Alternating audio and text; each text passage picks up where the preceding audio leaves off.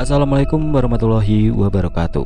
Di kisah kali ini saya akan melanjutkan kisah yang sebelumnya, sebuah kisah yang diambil dari KBM dari tulisannya El Yasmin Rumi. Sebuah kisah yang berjudul Melepas Keperawanan di Telaga Bahandang. Dan sebelum kita lanjut ke ceritanya, tekan dulu tombol like video ini dan jangan lupa tekan juga tombol subscribe channel ini dan nyalakan juga lonceng notifikasinya agar tidak ketinggalan cerita-cerita lainnya dari channel ini. Dan buat teman-teman yang pengen membaca langsung ceritanya, nanti silahkan saja kunjungi linknya yang nanti akan saya sertakan di kolom deskripsi. Dan seperti apa untuk lanjutan dari kisah ini, langsung saja kita masuk ke ceritanya.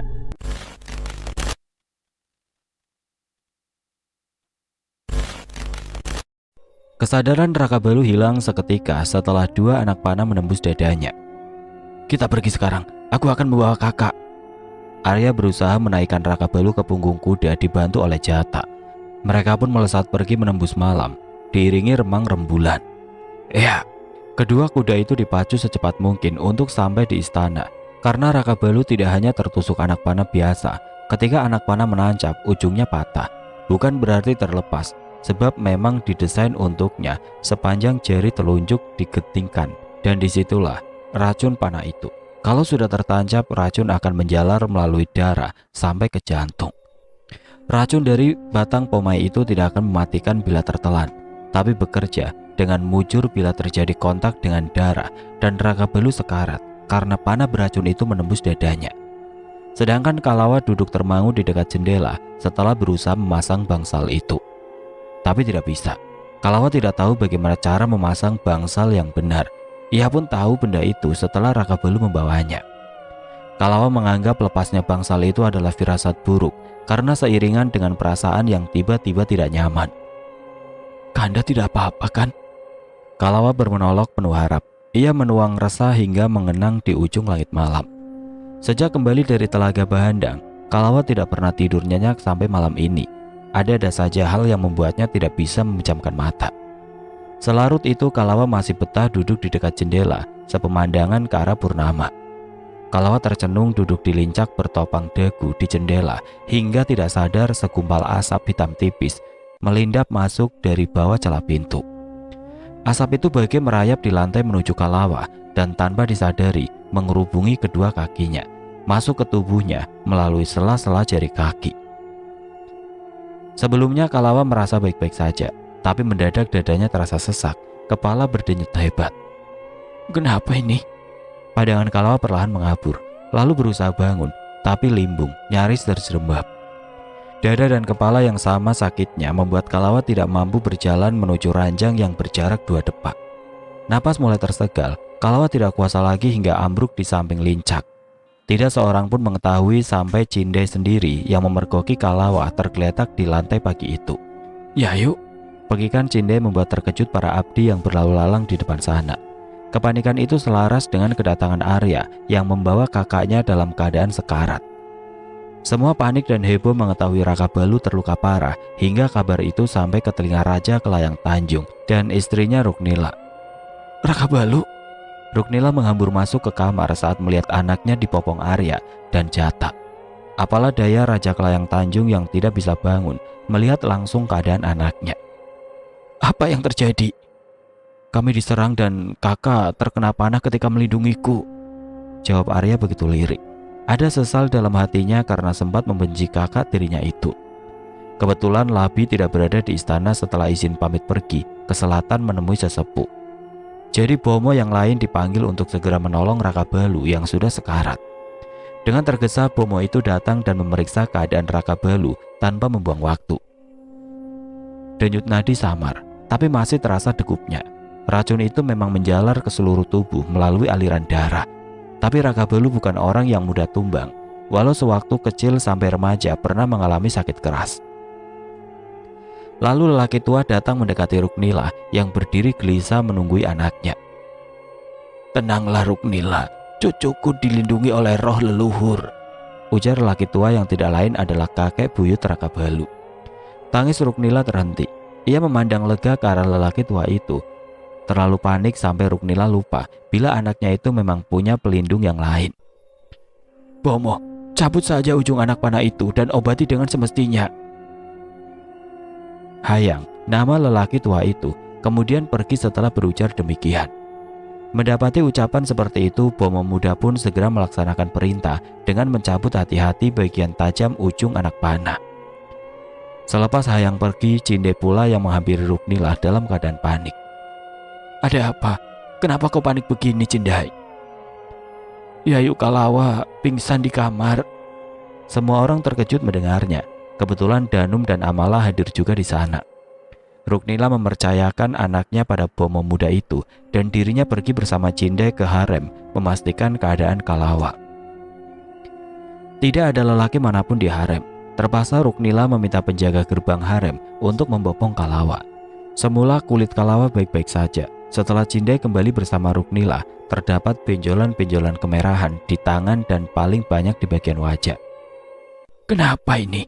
tanya Ruknila cemas melihat benjolan-benjolan yang sebagian sudah semakin memerah, semacam bernanah. Tadi tidak seperti ini. Tidak ada benjolan-benjolan ini." Cinde bisa bersaksi bahwa dirinya tidak melihat luka di tubuh Kalawa, hanya tergeletak pingsan saja. Kalawa pun dibopong keranjang dan diobati oleh Bomo wanita yang memang ditunjuk mengobati istri-istri Raka Balu. "Apa yang terjadi, Bomo? Koreng, apakah itu?" tanya Ruknila. Bomo belum bisa memastikan, tapi ia berkesimpulan bahwa Kalawa mengidap suatu penyakit. Ruknila yang mendengarnya jadi tercengang, begitupun dengan Cindai. Setelah diobati, Ruknila meminta Cindai untuk merawat Kalawa dengan baik. Nantunya itu pun belum juga siuman setelah pingsan untuk waktu yang lumayan lama. Ruknila kembali ke kamar Raka Balu, dan di sana masih ada Danum, Amala, dan Jata duduk menunggui Raka Balu yang juga belum sadarkan diri. Sementara Arya kembali ke kediamannya dengan perasaan bersalah pada Raka Balu. "Batara Arya yang bodoh." Spontan Arya membalik badan mendengar hinaan yang dilontarkan ibunya sendiri. Kamboja mendatangi anaknya dengan perasaan jengkel bukan main, sampai ingin memaki lagi dan lagi. "Kenapa ibu mengataiku bodoh?" Arya yang tadinya biasa saja mendadak berang dikatai seperti itu oleh ibunya. "Ya, kau memang anak yang bodoh. Sudah nyaman kau tinggal di kerajaan Swarna Bumi dengan derajat yang tinggi, jadi penerus Raja Swarna Bumi. Tapi kau dengan bodohnya berulah di sana, dan sekarang Raka Balu terluka hanya untuk melindungimu. Jadi, ibu setuju aku menikah dengan gadis buta itu karena Raja Swarna Bumi telah menjanjikan kekuasaan untukku, ah? Aku tidak percaya ini." Arya balik melemparkan sarkasan tajam. Tidak disangka bahwa sang ibu menyetujui pernikahannya dengan Jingga hanya karena tahta. Raja Swarna Bumi memiliki 2 anak, Jingga dan seorang lagi kakak lelakinya yang bernama Wiru.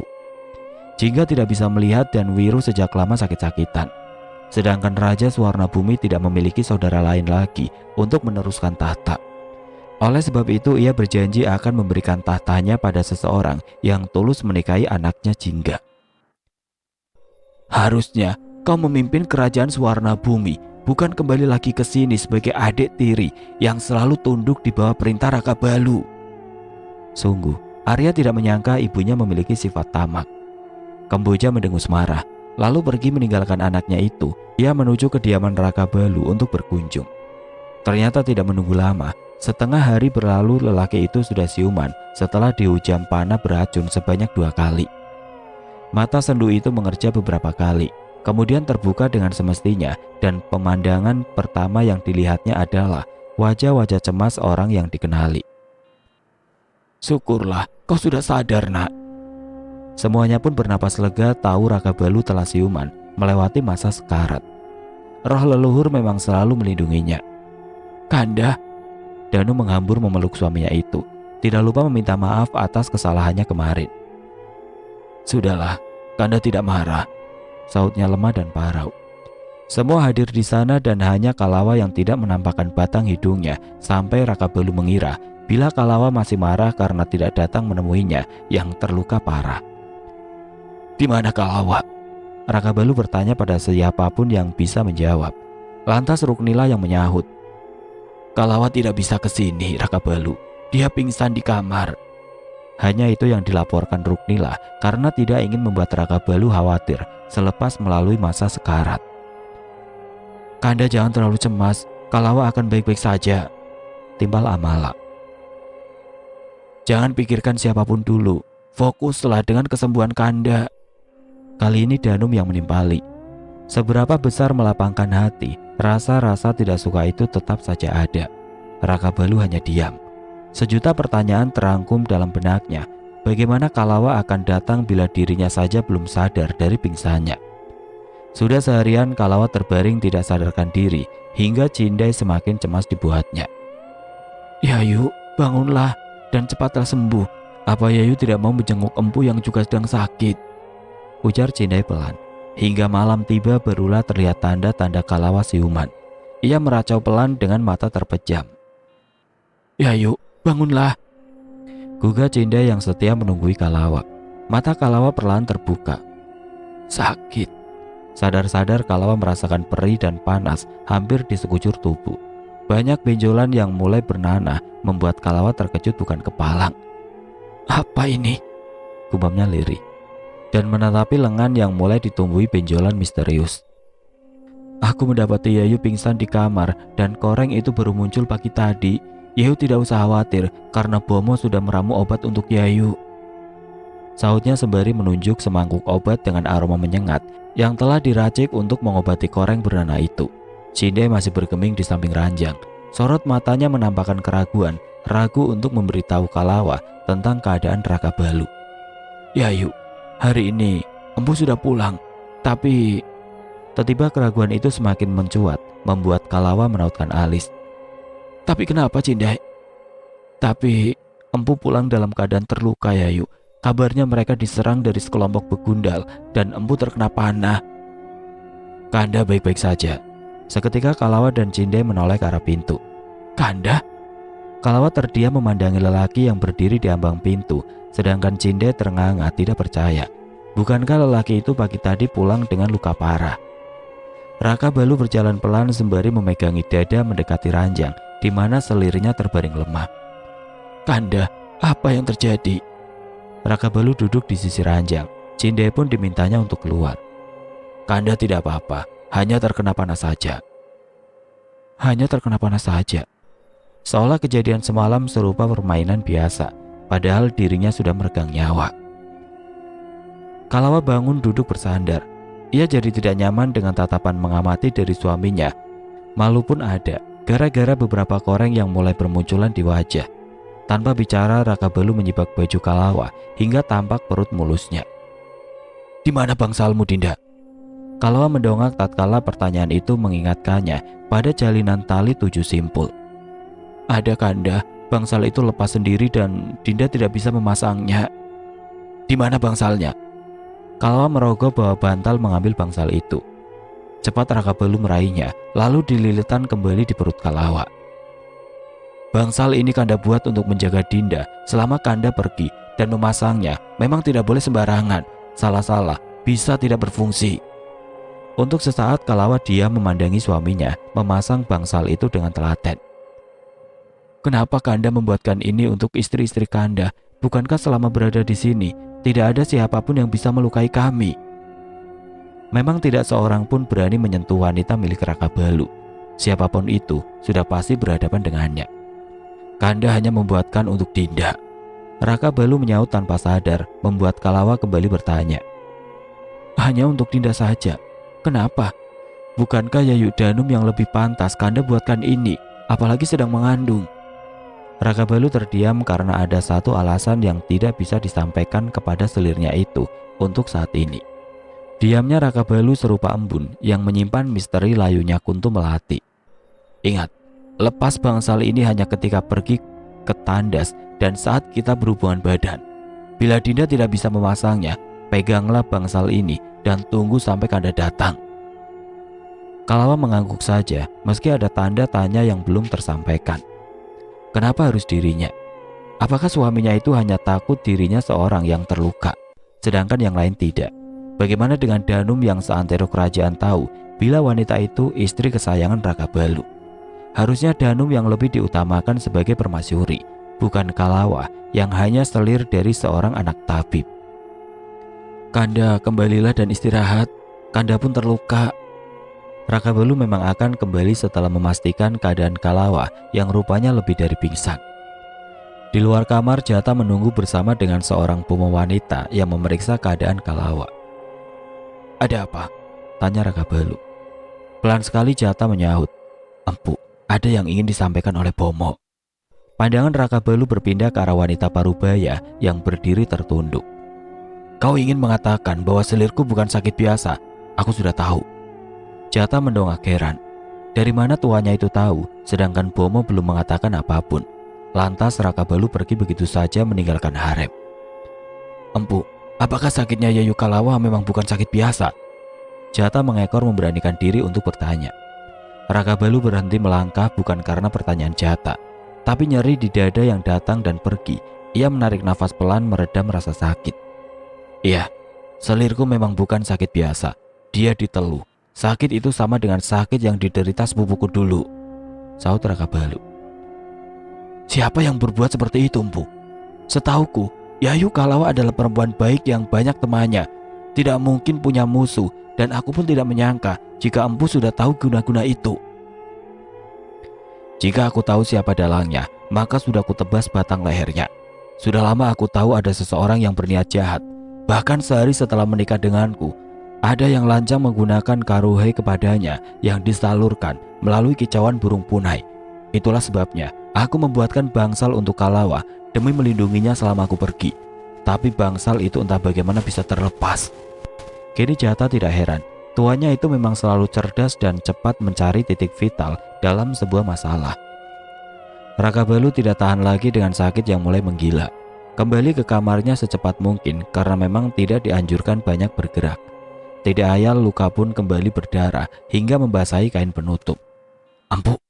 Jata panik melihat darah itu dan sudah berancang ingin memanggil Bomo, tapi Raka Balu menahannya. "Tidak usah Jata, aku hanya perlu istirahat." Sejurus kemudian Danum datang setelah menidurkan Sanja dan Jata pamit undur diri. "Kenapa Dinda kemari? Harusnya Dinda tidur sekarang." Danum tidak menghiraukan pertanyaan itu, justru khawatir melihat darah yang tampak di kain. "Inilah yang membuat Dinda kemari. Lihatlah, luka ini berdarah lagi karena Kanda tidak bisa diam." Raka Balu tersenyum atas kecemasan permaisurinya. Diajaknya Danum duduk berdampingan. "Karena ayah banyak urusan sampai ibu merajuk seperti ini. Maafkan ayah," bisik Raka Balu sembari mengusap lembut perut istrinya. Danum tersenyum maklum, lalu menautkan lengan menyandarkan kepala di pundak sang suami. "Dinda boleh bermalam di sini. Dinda ingin menemani Kanda." Tanpa meminta izin pun Danum bebas berada di kamar itu selama yang dia mau. Raka Balu mana mungkin membiarkan istri kesayangannya merajuk hanya karena tidak diperbolehkan tidur di sana. Malam pun berlalu bersama kerinduan yang tersekap dalam pelukan. Setelah sekian minggu Danum tidak merasakan berbantal lengan kekar suaminya. Ini semua karena Raka Balu terlalu sibuk mengurusi masalah di dalam dan luar istana. Ditambah pula sempat menghabiskan waktu beberapa hari berdua dengan Kalawa. Mengingat itu Danum jadi semakin benci. Hatinya semakin sakit. Entah kenapa sampai cemburu separah itu pada Kalawa. Padahal dengan Amala terasa biasa saja walaupun berhari-hari suaminya menghabiskan waktu dengan Amala. Seperti pagi ini, Amala datang membawakan sarapan yang ia buat sendiri. Makan bersama dalam satu meja dengan akur. "Amala, kau yang membuat ini sendiri atau pelayan yang membuatnya dan kau hanya menunggu?" Kontan Amala terdiam. Suasana yang tadinya akrab jadi canggung, tidak mengenakan. "Dinda," Raka Balu berusaha menegur. Sejujurnya, bukan maksud Danum ingin menyindir. Ia murni bertanya, hanya saja bahasanya terdengar kurang mengenakan. Dan Amala biasa saja karena sudah tahu Danum memang sering bicara belak-belakan. Walaupun tadi sempat syok oleh pertanyaan itu. "Jangan tersinggung bila kau memang membuatnya sendiri, Amala." Amala tersenyum sembari menyaut. "Ini memang aku buat sendiri, Yayu Danum." Raka Balu merasa beruntung sekali memiliki istri sepengertian dan sedewasa Amala. Wajar saja jika Raka Balu sering menjadikan selirnya itu tempat berkeluh kesah. "Kenapa Dinda tidak membawa Mahinai ke sini? Kanda rindu padanya." "Mahinai sedang tidur, Kanda." Akhirnya perjumpaan itu sebatas sarapan saja karena Raka Balu hendak menemui ayahnya. Sudah mati-matian Danum dan Amala meminta Raka Balu supaya jangan banyak beraktivitas. Tapi Raka Balu tetaplah Raka Balu yang tidak bisa dicegah keinginannya. Raja Kelayang Tanjung sejak kemarin cemas dan kini rasa itu hilang lantaran anak tertuanya sungguh datang berkunjung. Raka Balu, bukankah kau terluka? Raka Balu mendekat sembari menyibak sedikit bajunya, memperlihatkan bagian yang luka. Aku anak ayah, sudah pasti setangguh ayah. Raja Kelayang Tanjung tersenyum samar.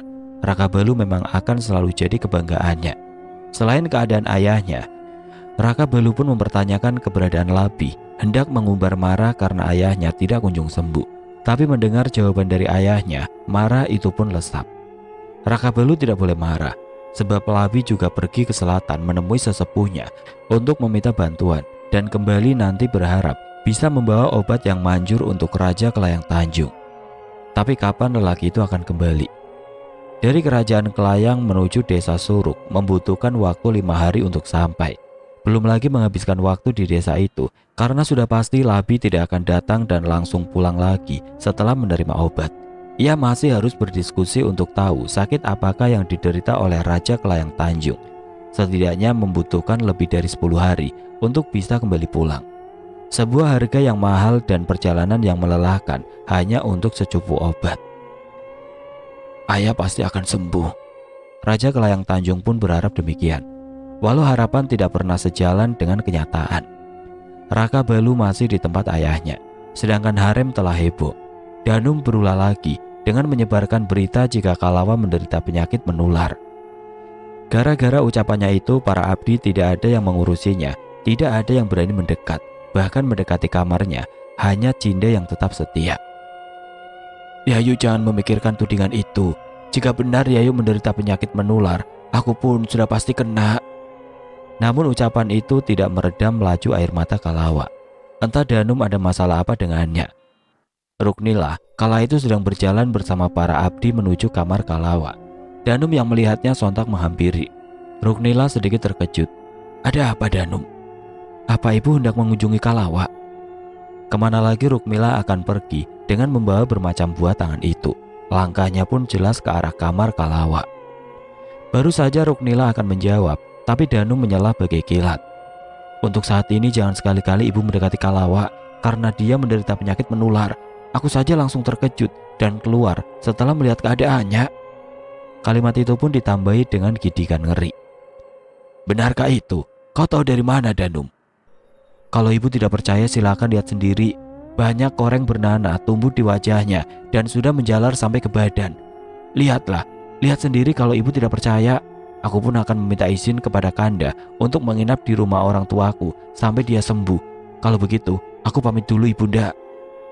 Gara-gara ucapan Danum, Ruknila jadi ragu untuk menemui Kalawa. Selang beberapa saat, Amala lewat setelah dari kamar Kalawa. Salam ibunda, sapanya ramah. Amala, apa kau baru saja menemui Kalawa? Apa benar terkena penyakit menular? Koreng bernanah? Tanya Ruknila. Tidak tahu Kalawa menderita penyakit apa, tetapi memang bermunculan luka bernanah di tubuhnya ibunda. Ditimpali seperti itu semakin kuat keraguan Ruknila untuk menjenguk Kalawa. Jangan sampai mendengar suara sumbang tentang dirinya, Ruknila terpaksa maju. Ketuk pintunya. Salah satu dayang yang membersamai mengetuk pintu ragu-ragu. Cinda yang sedang menemani Kalawa melangkah ringan membukakan pintu. Ah ibunda, silakan masuk ibunda. Namun Ruknila bergeming di depan pintu, enggan untuk masuk. Semua bawaan pun diserahkan kepada Cinda. Aku tidak akan lama, hanya ingin memberikan itu kepada Kalawa untuk menyemangatinya, cetus Ruknila. Merasa orang yang datang hanya berdiam diri di luar, Kalawa meninggalkan makanannya menuju pintu. Ibunda, dihampiri Kalawa, Ruknila mundur satu langkah. Kenapa? Demi apapun, koreng-koreng yang tampak itu meremangkan sekujur tubuh Ruknila pun dengan para dayangnya. Ternyata benar apa yang dikatakan Danum. Kalawa, apa tidak sebaiknya kau berdiam diri di rumah orang tuamu dulu? Bukan apa-apa, ibu hanya takut kau menulari orang lain. Kalawa terkejut mendengarnya. Jujur tuduhan itu membuatnya sedikit kecewa. Kau jangan tersinggung. Ini demi kebaikan kita semua, bukan? Ibu berdoa supaya kau cepat sembuh, Kalawa. Tajamnya kalimat menikam sepenggal bait. Ruknila pergi setelah memberi perintah secara tidak langsung agar Kalawa menjauh dari halayak. Cindai, kemasi beberapa helai pakaianku. aku akan pulang hari ini. Tapi ayo. Kalawa mengibaskan tangan, tidak ingin mendengar celaan atau bantahan apapun. Ibunda sudah memintanya, Cindai. Tidak seperti yang sebelumnya, kali ini Cindai akan ikut Kalawa pulang ke rumah orang tua. Memang sepatutnya Kalawa pergi ketika semua orang memandangnya jijik, pedih, ketika tatapan itu selalu mengarah padanya. Siapa yang ingin menderita penyakit misterius itu? Bukan salahnya bila penyakit datang tiba-tiba. Harem sepi, tidak banyak yang berlalu lalang apalagi mendekati kamar milik Kalawa. Mereka takut tertular. Kalawa kembali ke pangkuan ibu membuat Danu merasa aman ingin keluar rumah. Dengan begitu ia tidak perlu menghindar dengan pulang ke rumah orang tua. Cukup Kalawa saja yang pergi. Kini langkahnya riang bersama Sanja menuju kamar Raka Balu. Senyum cerah itu membuat Raka Balu tidak tahan untuk tidak bertanya. Apakah yang membuat istri Kanda ini sangat senang? Sebelah tangan Danu menaut pada lengan kekar suaminya. Tidak kalah ceria ia menyahut. Dinda senang karena Kalawa pulang ke rumah orang tuanya. Dengan begitu, kita tidak akan tertular penyakitnya. Raut Raka Balu berubah drastis. Sahutan itu mencabik-cabik hatinya. Siapa yang mengatakan Kalawa menderita penyakit menular? Memang dia menderita penyakit menular kan? Koreng bernanah itu hampir penuh di tubuhnya. Tanpa rasa bersalah pula Danu menyaut. Kau memang keterlaluan, Dinda. Kau tega menebar fitnah. Saat itu juga Raka Balu meninggalkan kamar, juga Danum dan Sanja. Kanda hendak kemana? Kenapa Kanda marah? Danu mendengus di saat Raka Balu mengabaikannya. Raka Balu meminta jatah untuk menyiapkan kereta kuda karena dirinya memang belum diperbolehkan menunggangi kuda sendirian. Keluar dari gerbang dan melewati pasar hingga sampai di sebuah rumah sederhana yang sangat asri. Terdengar pelan ringkikan kuda di depan rumah membuat Ibu Kalawa keluar dengan cepat, mengira bila yang datang adalah suaminya. Tapi sosok yang sudah berdiri di serambi membuatnya sedikit terkejut. Maaf Ibu, aku datang untuk menjemput istriku pulang. Wanita parubaya itu terkesiap, kemudian mempersilahkan menantunya masuk.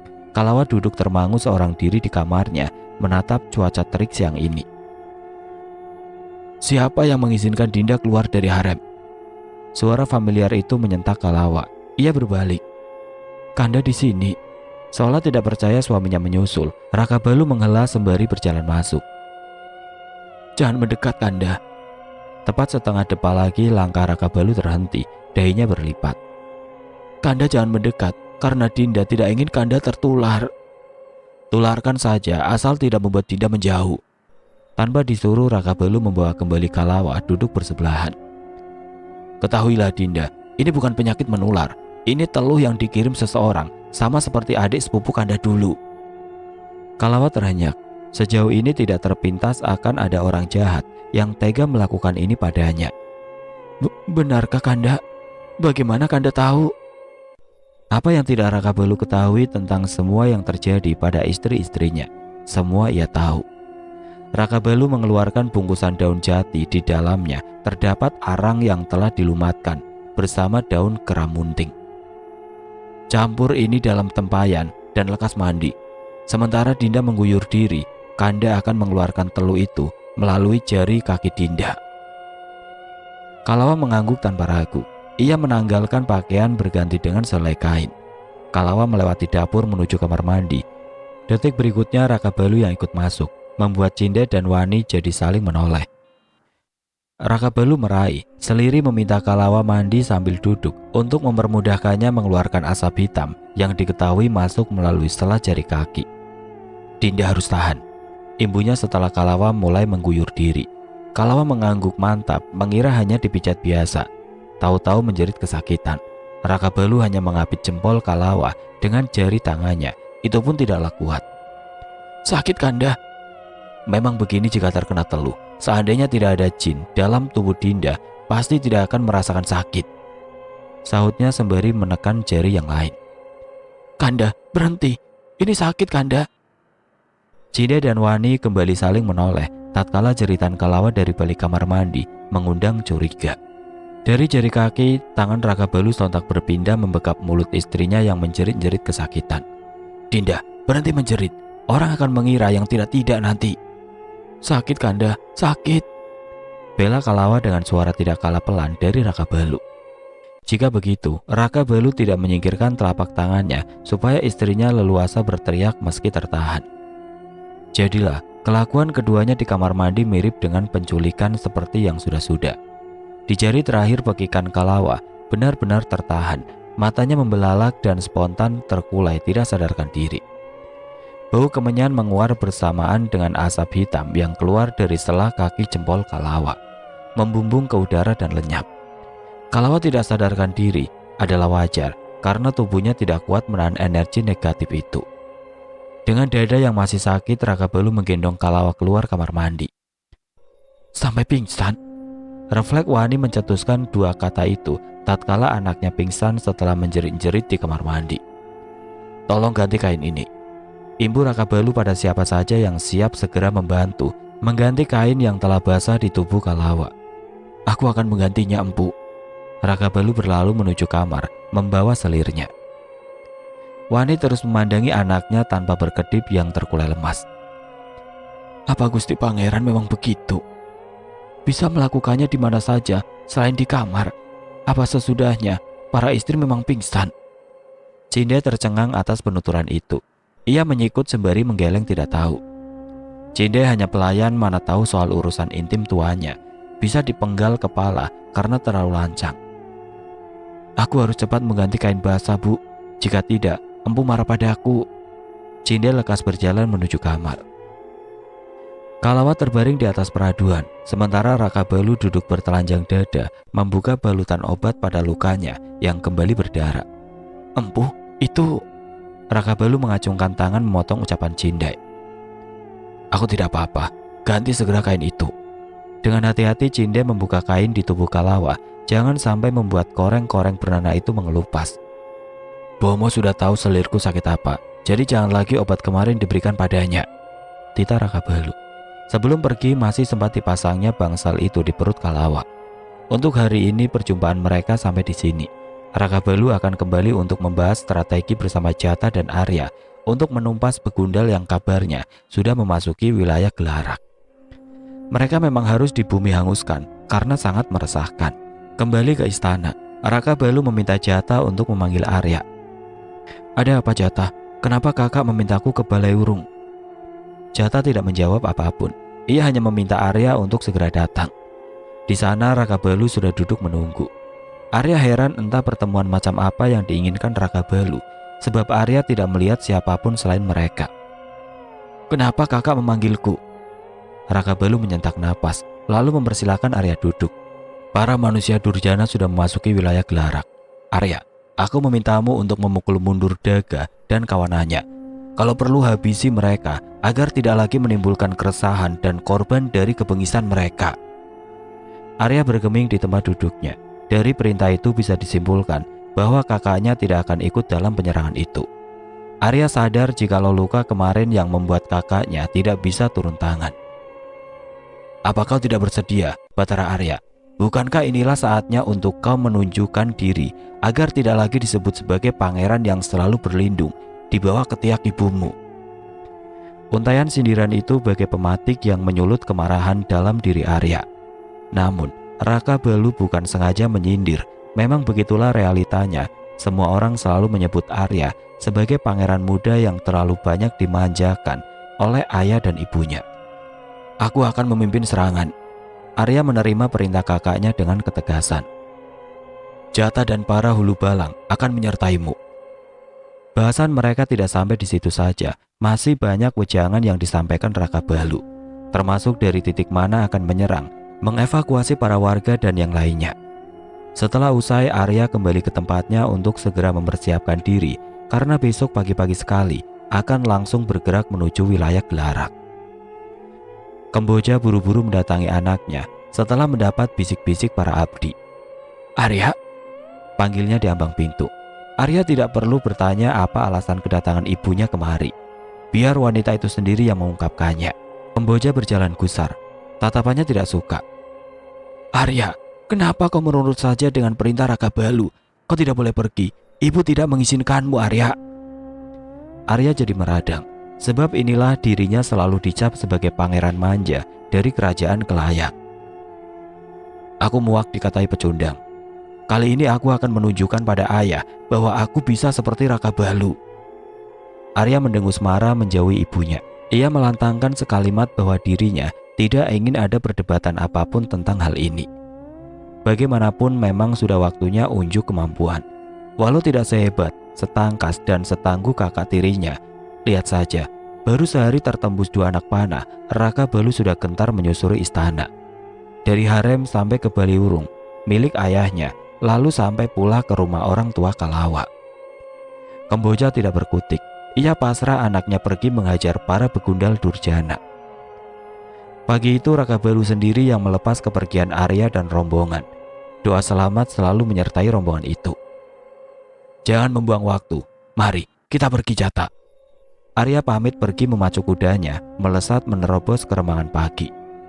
Dentam-dentam tapak kuda dan ringkihan mengiringi sepanjang perjalanan. Sudah jauh meninggalkan istana nan megah, tidak disangka mereka berpapasan dengan rombongan lain yang menuju ke utara. Berhenti dan menepi, pekik Arya. Yang lain mengikuti instruksi menepi di jalan setapak itu. Empu, sepertinya iring-iringan dari kerajaan lain, seloro Jata ketika melihat kereta kuda yang biasa dipakai bangsawan. Entahlah, Arya bergidik. Kemudian dengan isyarat mempersilahkan rombongan itu jalan lebih dulu. Ketika kereta kuda melewatinya, tirai jendela disibak seseorang dari dalam. Yayu, itu suami Yayu. Arya tersentak dengan teriakan itu. Ia pun spontan menunduk memastikan siapa di dalam kereta. Di saat yang bersamaan kepala Jingga menyembul dari jendela. Kau? Arya terkejut. Ternyata rombongan itu adalah rombongan dari kerajaan Suwarna Bumi. Kanda, ini Kanda kan? Arya mendengus. Benci sekali melihat gelagat Jingga yang kesana kemari mencari posisinya. Aku di sisi kananmu, cetus Arya. Senyum wanita itu tersungging cerah tatkala bertemu sang suami di tempat yang tidak terduga. Kanda hendak kemana? Dinda baru saja akan menemui Kanda di istana Kelayang. Sekali lagi Arya mendengus. Ternyata arah utara yang dituju adalah kerajaan Kalayang. Apa yang ada di benak Jingga sudah disakiti sedemikian rupa, masih saja kekeh ingin menemui Arya. Tidak dipungkiri bahwa Arya memang masih suaminya, karena tidak pernah sekalipun terucap dari mulut Arya sekalimat penceraian. Kembalilah ke tempatmu, karena aku akan pergi ke wilayah Gelarak, melenyapkan Daga dan kelompoknya. Dinda ikut Kanda. Bukan kembali pulang, justru menantang maut. Arya semakin jengkel dengan istrinya itu. Apakah sudah gila? Kembali saja ke rumahmu, karena aku tidak akan bertanggung jawab jika terjadi sesuatu denganmu. Daripada amarah semakin menjadi, Arya memerintah rombongannya untuk segera bergerak. Jingga rupanya tidak ingin hilang kesempatan bertemu suaminya itu, sehingga meminta para rombongan untuk menyusul Arya. Bukan main, kekejaman Daga memang telah tersohor. Entah sudah berapa banyak wilayah yang telah direbut dan didudukinya.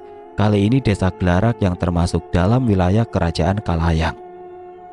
Sebelum Arya tiba, kelompok Daga sudah lebih dulu memasuki wilayah itu, memporak-porandakan. Balai-balai penting dibakar. Semua harta benda warga dijarah dan yang paling tidak ketinggalan adalah para gadis-gadis akan diseret dan dikumpulkan sebagai pemuas nafsu. Suasana di sana tampak kacau balau. Banyak di antara warga yang melarikan diri ke hutan dan yang bernasib naas akan ditangkap dan dibunuh. Setelah bergerilya, Arya pun memutuskan untuk melakukan penyerangan secara terbuka, hingga berhasil menumpas kelompok Daga hari itu juga. Suasana kembali pulih, walau tidak bisa dipastikan keamanannya. Beberapa warga yang bersembunyi mulai menampakkan diri, membantu para hulu balang mengamankan para warga yang jadi tawanan Daga. Semua orang dikumpulkan di sebuah pendopo. Atas perintah Batara Arya, jangan sampai ada yang keluar dari sini, seru Jata lantang. Sebab pemimpin begundal itu belum menampakkan diri. Daga masih santai duduk di camp yang didirikannya di ujung desa. Rupanya Raka Balu mengirim anak ingusan itu untuk menyerahkan nyawanya. Tunggulah Raka Balu, aku akan mengirim kepala adikmu sebagai hadiah. Daga terbahak setelah mengatakan kalimat tidak berperasaan itu.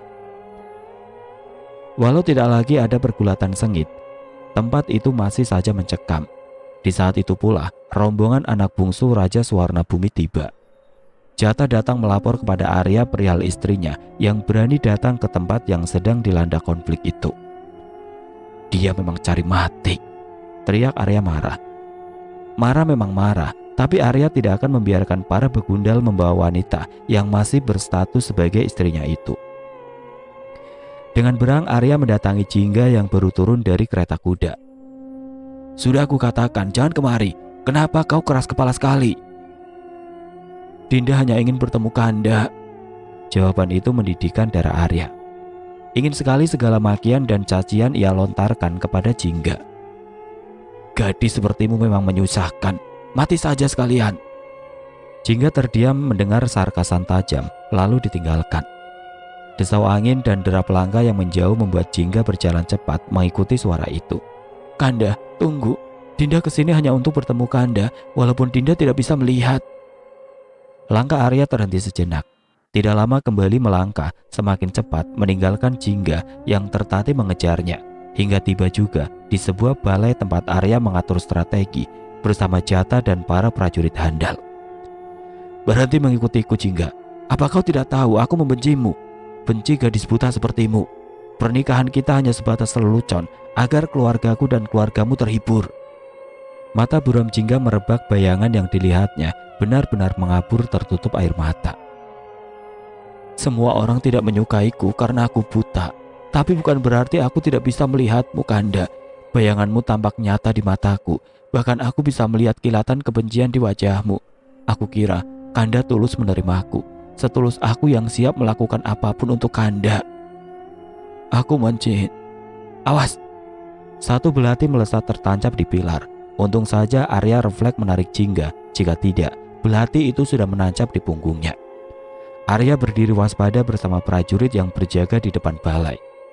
"Kita diserang!"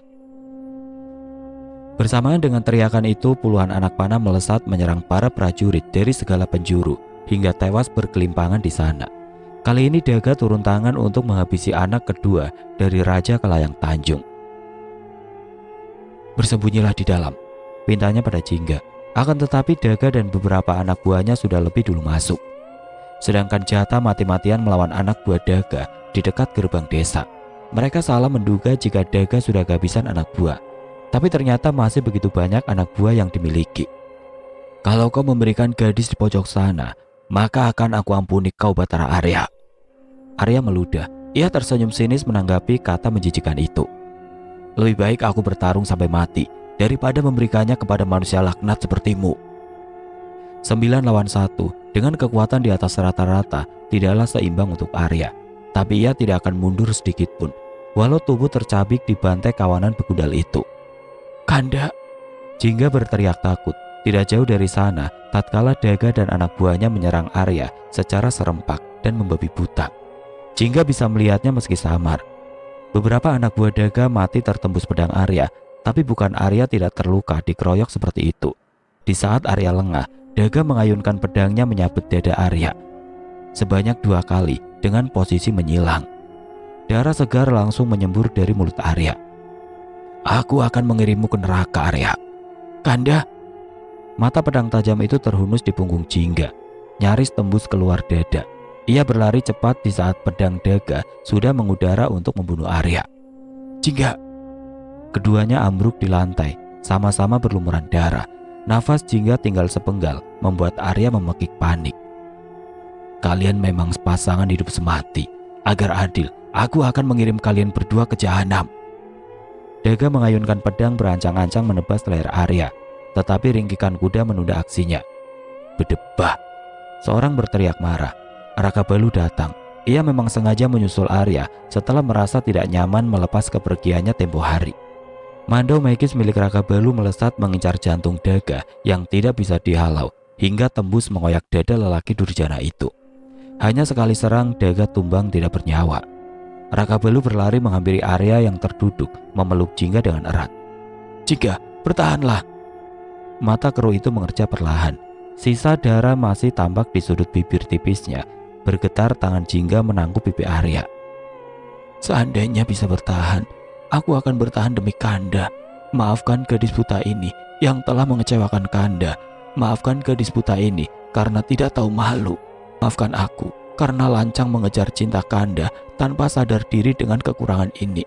Maaf, butaku membuatmu. Belum sempat Jingga meneruskan ucapannya, nafas terakhir telah berembus, meninggalkan kesal tidak bertepi untuk Arya. Jingga, kau harus bertahan demi diriku. Jingga! Teriakan Arya menggema bersama segala penyesalannya. Raka Balu pun tertunduk sedih, turut dihujam sesal karena terlambat datang. Sejurus itu, Arya ambruk tidak kuasa lagi menahan luka parah di dadanya.